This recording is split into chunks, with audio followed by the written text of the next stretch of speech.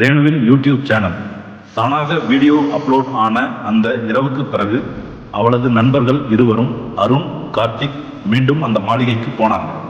அவர்கள் நோக்கம் ஒன்றுதான். அவள் உயிருடன் இருக்கிறாளா இல்லையா?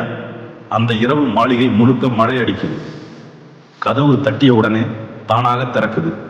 அந்த ஒலி ரேணு ரேணு என்று காற்றில் கலக்குது. அவளோட பேரு யாரு சொல்றதுன்னு யாருக்கும் தெரியவில்லை. அருண் கேமராவை ஆன் பண்ணி சொல்றான், நாங்கள் உண்மையை தேட வர்றோம், ரேணு இங்கே இருக்காங்க. அந்த சமயத்தில் சுவர் மீது ரத்த எழுத்து. அவள் இன்னும் இங்கேதான். எந்த சத்தமும் இல்லாமல் எழுத்து தானாக தோன்றியது. கார்த்திக் அதை கண்டு புழுங்குறான். இது ரேணு எழுதினதா என்கிறான். அருண் மெதுவா சொல்றான், இல்ல, இது அந்த பெண் ஆவி. அந்த சமயத்தில் காற்று அடித்து மெழுகுவர்த்தி அணைந்தது. அந்த இருளில் ஒரு பெண் குரல், அவன் எங்களை கொன்றான், அவன் பெயர் மாணிக்கம், என் குழந்தையை தேடித்தரு, அப்போ நான் அமைதியாக போயிடுவேன். அந்த குரல் கண்ணீர் கலந்தது. அந்த வார்த்தைகளால் அருணும் கார்த்திக்கும் தெளிவாகிவிட்டது. இது சாதாரண பேய் அல்ல, பழிவாங்காத ஆன்மா. அவள் குழந்தையை இழந்த தாயின் சாபம். அவர்கள் மாளிகையின் பின்புறம் தேட ஆரம்பிக்கிறார்கள். அங்க ஒரு பழைய கிணறு. அந்த கிணற்றின் அருகே ஒரு சிறிய பிளாஸ்டிக் பந்தை அருண் எடுக்கிறான். அது பழையது, ஆனா அதன் மீது எழுதப்பட்டிருக்கு ரேணு. அவள் குழந்தையின் பேர் தான் ரேணு என்று தெரிந்ததும் அந்த பேயின் உண்மை வெளிவர ஆரம்பிச்சது. மாணிக்கம் ஐயா தன் மனைவியையும் குழந்தையையும் சொத்துக்காக கொன்றவன்.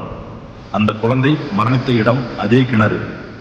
அருண் மெதுவா சொல்றான், நாங்கள் உன் குழந்தைய கண்டுபிடிச்சோம், இப்போ நீ அமைதியா போ. அந்த தருணத்தில் காற்று அடிச்சது நின்று போயிடுது. முழு மாளிகை அமைதியாகிவிட்டது. அந்த நிமிடத்துல பேய் குரல் நன்றி என மெதுவா சொன்னது.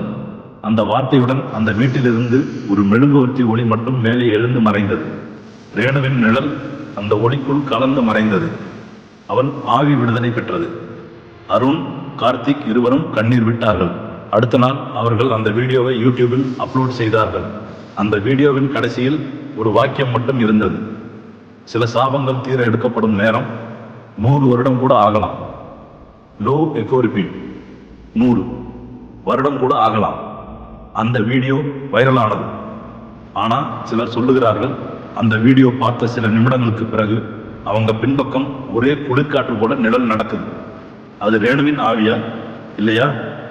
போலீஸ் அந்த வீடியோ வெளியான பிறகு அந்த மாளிகையை இடித்தனர். ஆனா அவங்க சொல்றாங்க, அந்த இடத்தை தகர்க்கும் போது ஒரு பழைய பெண் பொம்மை கிணற்றிலிருந்து மேலே வந்தது. அந்த பொம்மை யாருடையது என்று யாருக்கும் தெரியவில்லை. இப்போ அந்த இடத்துல ஒரு புதிய வீடு கட்டப்பட்டிருக்கு. ஆனா இரவு 12 மணிக்கு அந்த வீட்டின் ஜன்னல் வழி இன்னும் மெழுகுவர்த்தி ஒளி மின்னது. அது யாரும் ஏற்றாத ஒளி. மெதுவான ஆழமான குரலில் அவள் அமைதியை பெற்றாலும் அந்த மாளிகையின் சாபம் இன்னும் தீரல. ஏனெனில் ஒவ்வொரு இரவிலும் அந்த கிராமம் அமைதியாக தூங்காது.